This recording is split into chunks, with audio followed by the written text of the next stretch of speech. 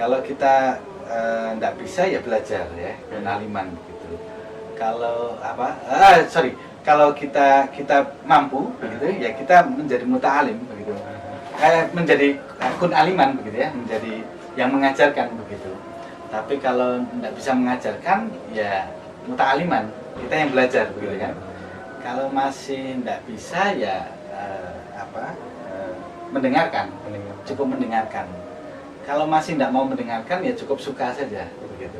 Nah kalau sudah tataran akhir ini kan kun aliman au muta'aliman au muhibban kun aliman au muta'aliman au mustami'an au muhibban wala takun homisan, jangan jadi yang kelima apa itu katahlik gitu kan. Nah, jadi tidak perlu kita terkadang kan kalau kita belajar kan saya nggak suka, nah nggak suka kan ya sudah, kalau nggak suka mendengarkan saja. Kalau mendengarkan nggak suka ya cukup, kalau dalam produksi ya cukup, misalnya kalau dalam produksi film misalnya ya cukup membantu saja menyediakan minum atau apa begitu, tapi jangan jadi yang kelima rusak begitu. Nah itu yang jangan.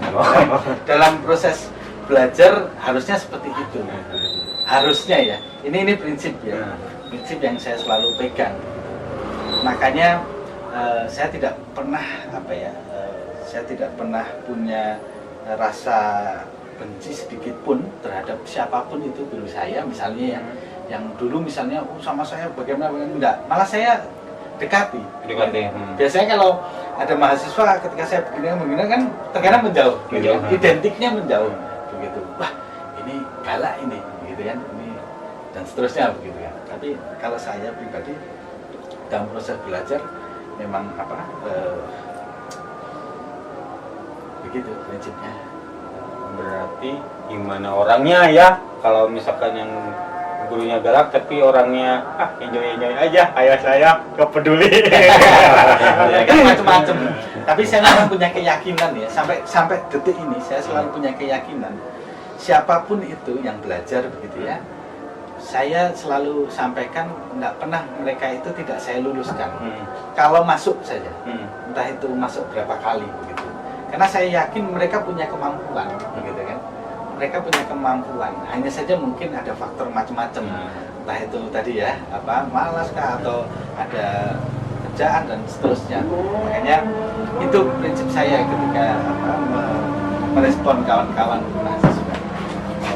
Dulu juga saya bandel banget. Nah, tapi kalau guru bilang, kamu misalkan harus sholat zuhur gitu. Jadi kebandelan kami itu nurut sama guru gitu. Kalau saya gitu. Kalau dulu, nah itu yang nyuruhnya. Motivasinya apa sih? Di dunia pendidikan, belajar di dunia pendidikan, apa sih? Saya berkutat di dunia pendidikan. Berkutat di dunia kependidikan, emang suka kah? Untuk apa gitu nanti? Untuk apakah gitu? Kan banyak gitu orang saya tuh suka kararagok. Biasanya ngomong Sunda. Tercuma terjun tidak secara langsung, ada yang orang jorokin gitulah. Nah, memang dari dia itu tadi, makanya tadi saya ceritakan, saya memang kayaknya ketertarikan sejak dulu memang saya nggak tahu ya, karena mbah saya itu juga guru. Guru. Jadi mbah saya. Jadi ada turunannya. Tapi orang tua saya enggak guru. Jadi memang saya ya ketertarikannya seperti itu, karena enak ya, berbagi itu enak. Artinya berbagi ilmu itu kan tidak ada habisnya, gitu kan. Tidak ada habisnya. Jadi ya itu ketertarikan saya ya, belajar sepanjang hayat begitu ya. Berbagi juga sepanjang hayat, begitu. Berbagi ilmu juga sepanjang hayat. Ya itu saja. Tidak pernah memikirkan yang macam-macam ya sudah, pokoknya belajar saja. Makanya prinsip sejak saya belajar itu tidak pernah memikirkan nilai dalam artian saya harus nilainya 100, harus bagus. Nah, ya kalau memang saya diberikan nilai segitu ya oke, mungkin kemampuan saya baru segitu. Nah itu yang memotivasi saya untuk terus belajar. Artinya makanya tadi saya kejar kan, saya kejar. Artinya berarti saya harus lebih lebih rajin lagi begitu kan. Itu sih. Betul.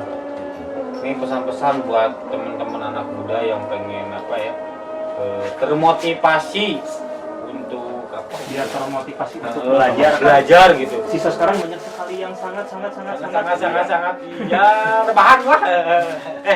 disebut tahun rebahan. Ya intinya begini ya, dalam proses belajar itu sekali lagi tidak mengenal batas ya. Artinya batas apapun itu, batas ruang, waktu dan seterusnya. Jadi saya pun juga belajar dengan apa ya, waktu itu pernah kan ketika saya tugas akhir di IKJ itu saya mengangkat salah satu komunitas belajar gitu. Jadi kalau dulu mungkin atau secara viralnya gitu mungkin dikenalnya adalah sekolah alam begitu ya. Alam. Tapi mereka menyebutnya komunitas belajar. Waktu saya di sana saya melihat belajarnya di mana ya? Karena tidak ada kelas yang saya bayangkan gitu kan. Kalau saya mungkin yang lain mungkin yang pernah merasakan TK, SD, SMP, SMA sampai kuliah gitu kan, itu kan di kelas-kelas. Kelas. Kalau di sana enggak, sampai saya ruangnya mana? Kemudian nggak pakai seragam ya. Terus belajarnya apa? Itu pertanyaan normatif gitu ya. Pertanyaan normatif dengan kacamata atau sudut pandang belajar di ruang konvensional, di sekolah konvensional begitu. Ya mereka belajarnya sesuai dengan bakat mereka. Kalau yang suka musik ya gitaran saja, yang suka melukis saja begitu.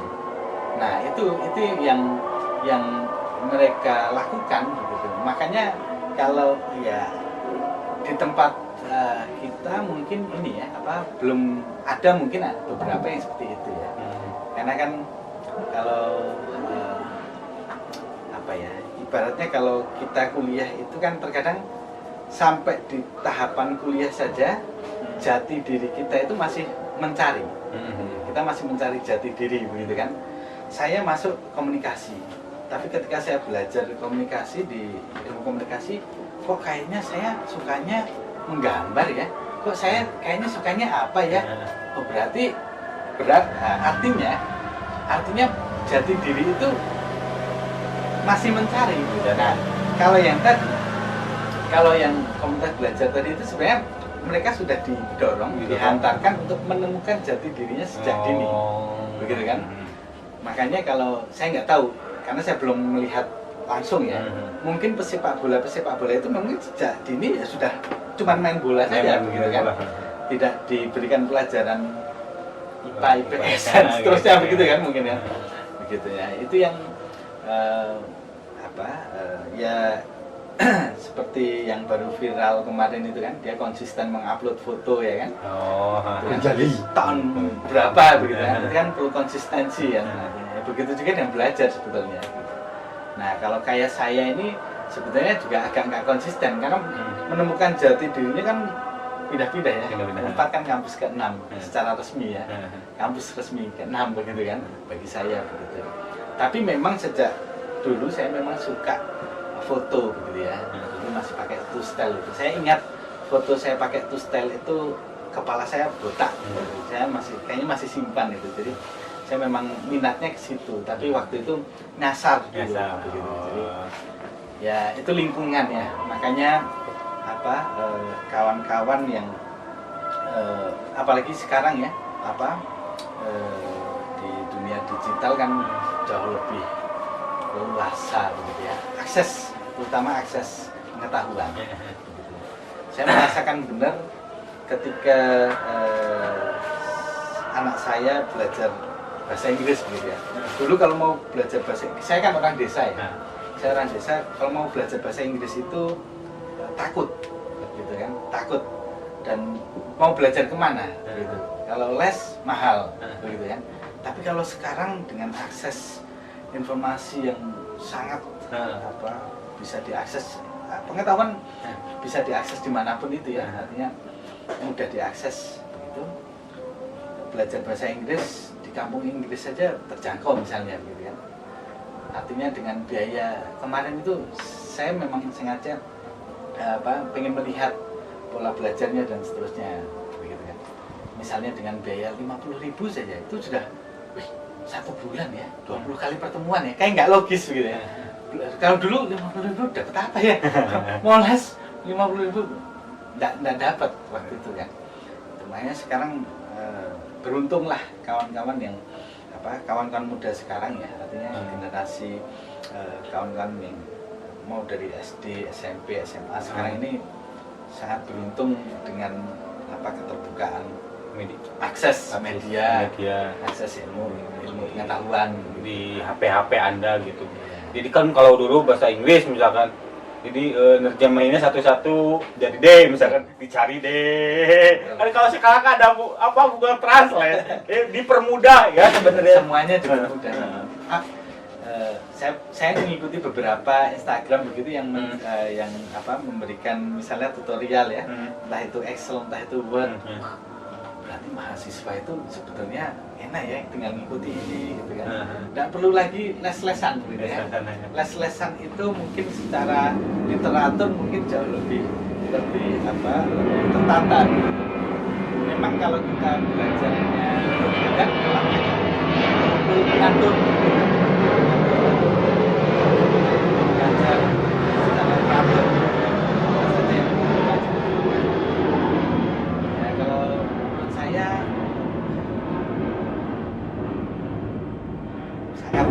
Sangat nikmat dalam proses belajar ya saat ini ya.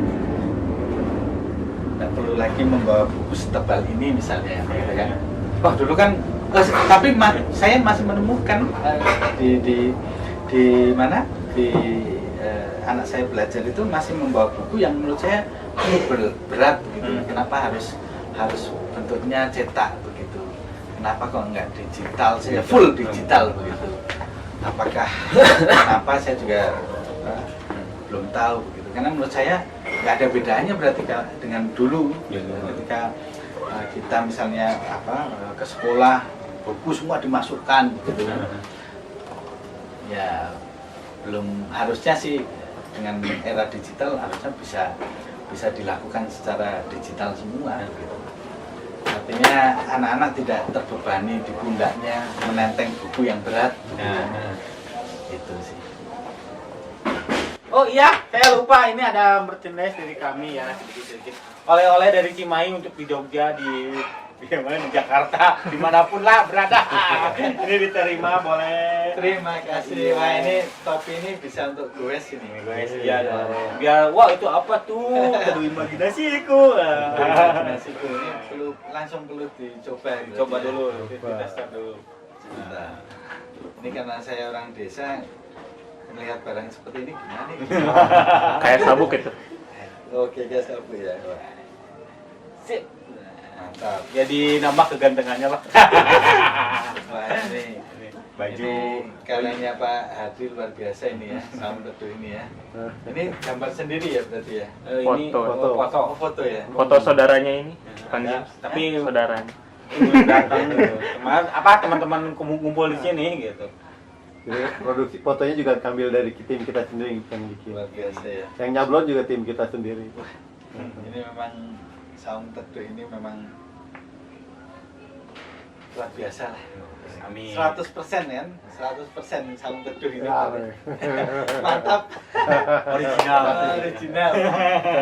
Mantap lah. Terima kasih ya. Saya juga terima kasih udah datang ke sini. Nah, saya mau ngobrol-ngobrol lagi ya di luar bincang teduh biar saya lancar ngomongnya. Gimana cara membawakannya? Nah, terima kasih sekali lagi, terima kasih. Sama-sama.